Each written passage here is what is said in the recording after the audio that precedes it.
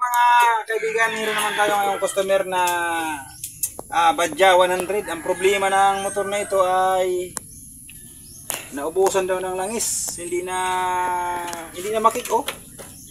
Sobrang tigas. Kaya sa ganitong kalagayan mga kaibigan, ang gagawin natin ito ay una, baklas muna tayo ng cylinder head.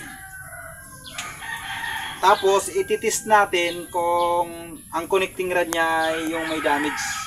Kaya sisimulan na natin pagbaklas. Baklasin natin ang cover nito.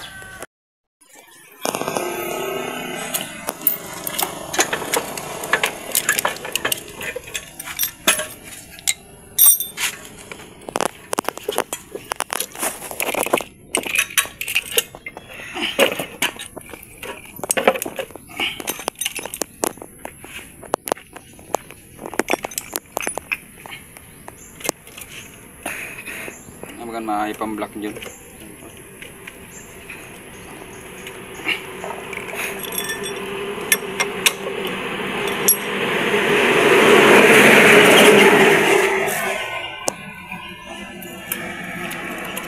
Ay, hubas ka rin laki dyan.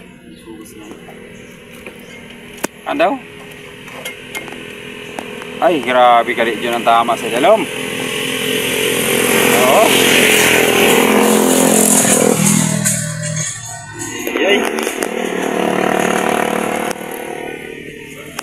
Ay, di ka rin kinabangon dyan sa dalom. Amo ka ng pinirupaltukan kalisan ano. Grabing gas-gas. Ay, umungot. Ay, juta lang gastos mo dyan. Eh, ang connecting rod bagan orang damage. Daw? Amayo pang connecting rod. Kung papansin niyo mga kaibigan, itong problema ko. Ito ang naging problema kung kaya hindi makik ang ating motor.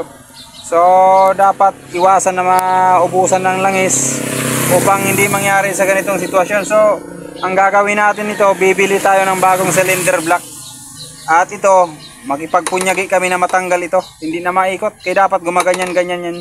O yan o, hindi na o. So baklasin muna natin.